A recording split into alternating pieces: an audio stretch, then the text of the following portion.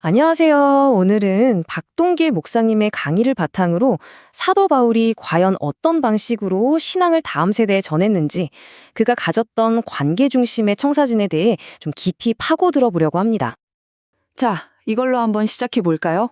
많은 공동체가 또 어쩌면 우리 스스로가 마주하는 질문일 텐데요.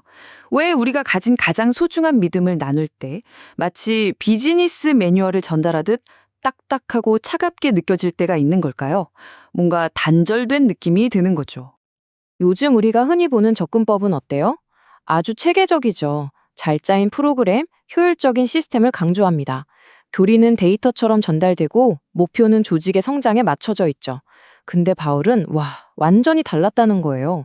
그의 접근법은 시스템이 아니라 관계였고, 데이터가 아니라 이야기였으며, 조직의 성장이 아니라 가족의 성장이었습니다.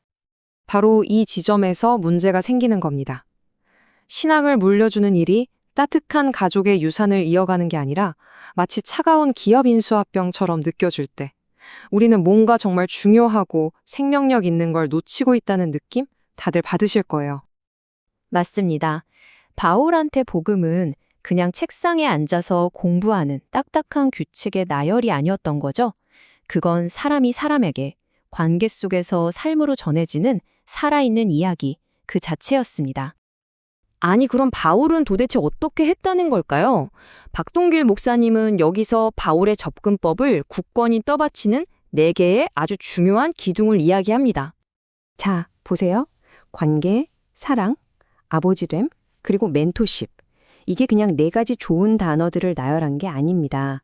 이 4가지가 서로 톱니바퀴처럼 아주 긴밀하게 맞물려서 돌아가는 바울 사역의 핵심 엔진이었던 셈이죠.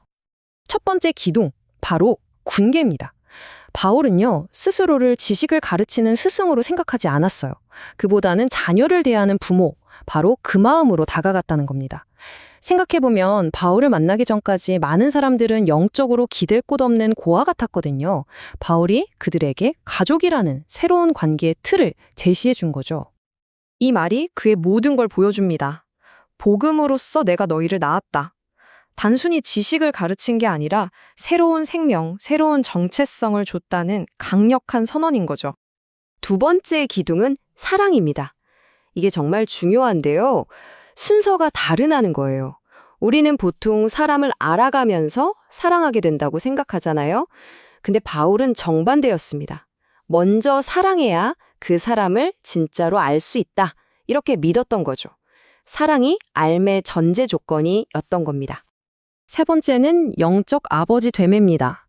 이건 그냥 가르치는 것과는 차원이 다른 헌신이에요. 우리가 살면서 스승은 많이 만날 수 있잖아요. 하지만 정말 내 영적인 삶 전체를 끝까지 책임져주는 영적 아버지는 만나기 어렵죠. 바로 그 차이입니다. 바울이 이걸 얼마나 절절하게 느꼈는지 이 구절에서 드러납니다. 너희 속에 그리스도의 형상이 이루어지기까지 다시 너희를 위하여 해산하는 수고를 한다. 해산하는 수고라니. 다른 사람 안에 믿음이 자라게 하는 게 얼마나 깊고 또 개인적인 희생이 따르는 일인지 정말 강렬하게 보여주는 표현이죠. 자, 그런데 궁금하지 않으세요? 바울은 이런 방식을 도대체 어디서 배운 걸까요? 하늘에서 뚝 떨어진 게 아니었습니다. 그의 인생을 완전히 바꿔놓은 결정적인 멘토가 한 명 있었죠. 바로 바나바입니다. 바나바가 뭘 했는지 보세요. 바울이 막 회심했을 때 아무도 그를 믿어주지 않았잖아요. 그때 바나바가 나서서 그를 변호해줬죠. 그리고 몇 년이 지나서 바울이 고향 다소에 잊혀져 있을 때 거기까지 직접 찾아가서 그를 사역의 무대로 끌어냈습니다. 심지어 안디옥에서는요, 바울을 자기보다 더 앞세우면서 그가 핵심 리더로 설 수 있게 만들어줬어요. 모든 순간에 바나바는 자기가 아니라 바울을 세워주기 위해 존재했던 거죠.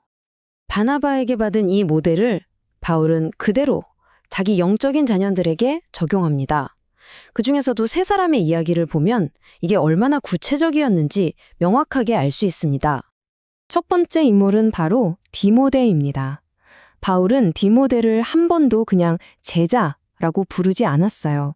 언제나 나의 참 아들이라고 불렀죠. 바울은 그를 테크노온이라고 불렀는데 이게 그냥 제자를 부르는 말이 아니라 가족끼리 쓰는 아주 다정한 애칭이에요. 그리고 그를 어떻게 만났냐면 일부러 그의 고향인 루스드라까지 찾아가서 발굴해낸 인재죠. 그리고는 정말 중요한 에베소 교회를 맡길 정도로 신뢰했고요. 때로는 아주 단호하게 책망하기도 했는데 그게 그냥 지시가 아니라 정말 아들을 사랑하는 마음에서 나온 거였어요. 이 관계가 얼마나 깊고 개인적이었는지 느껴지시죠? 자, 두 번째 인물은 디도입니다. 디도는요, 그의 존재 자체가 복음이 뭔지를 보여주는 살아있는 증거, 하나의 모델이었습니다. 디도는 할례를 받지 않은 순수한 헬라인이었거든요. 그래서 당시 논쟁의 한복판에 있었죠. 바울은 이 디도를 일부러 예루살렘 회의에 데려갑니다. 보시오, 이 사람이 바로 율법이 아니라 은혜로 구원받은 살아있는 증거다 라고 보여준 거예요. 절대 할례받게 하지 않음으로써 복음의 자유를 지켜냈고요. 그러면서도 디도를 똑같이 나의 참 아들이라고 부르면서 동역자로 대했습니다. 디도를 통해 공동체의 기준이 혈통이나 규칙이 아니라 오직 믿음이라는 걸 온몸으로 보여준 거죠. 마지막 세 번째, 오네시모의 이야기는 정말 드라마틱합니다. 이 아버지의 사랑이 어떻게 한 사람의 인생을 완전히 회복시키는지를 행동으로 보여주는 최고의 사례죠. 오네시모는 원래 도망친 노예였어요. 그러다 감옥에서 바울을 만나 인생이 바뀝니다. 바울은 그를 다시 주인 빌레몬에게 돌려보내는데 뭐라고 하냐면 이제 그는 노예가 아니라 사랑받는 형제다라고 하죠. 심지어 오네시모가 진 빚이 있으면 바울 내가 대신 갚겠다고까지 합니다. 그리고는 이 도망자였던 노예를 내 신장이라고 불러요. 이건 그냥 용서하라는 설교가 아니죠. 그 용서의 대가를 자기가 직접 치르면서 복음이 실제 삶에서 어떻게 작동하는지를 보여준 겁니다. 자, 그럼 이 모든 이야기들을 통해 바울의 방식에서 우리가 붙잡아야 할 핵심, 그 궁극적인 교훈은 뭘까요? 그건 바로 목표가 다르다는 겁니다. 더 크고 효율적인 조직을 만드는 게 목표가 아니었어요. 영적인 가족을 키워내는 것, 이게 목표였습니다.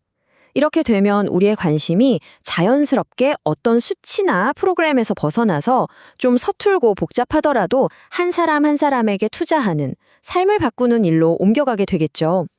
결국 유산이라는 건요, 우리가 끝마친 프로젝트의 개수로 측정되는 게 아닙니다. 우리가 얼마나 많은 사람을 세워냈는가, 바로 그걸로 측정되는 거죠. 바울의 진짜 성공은 그가 개척한 교회의 숫자가 아니라 그가 아버지처럼 키워낸 디모데, 디도, 그리고 오네시모 같은 사람들이었습니다. 이 이야기는 우리 모두에게 아주 중요한 질문 하나를 던집니다. 당신은 지금 누구를 세우고 있습니까? 과연 우리는 어떤 유산을 남기게 될까요?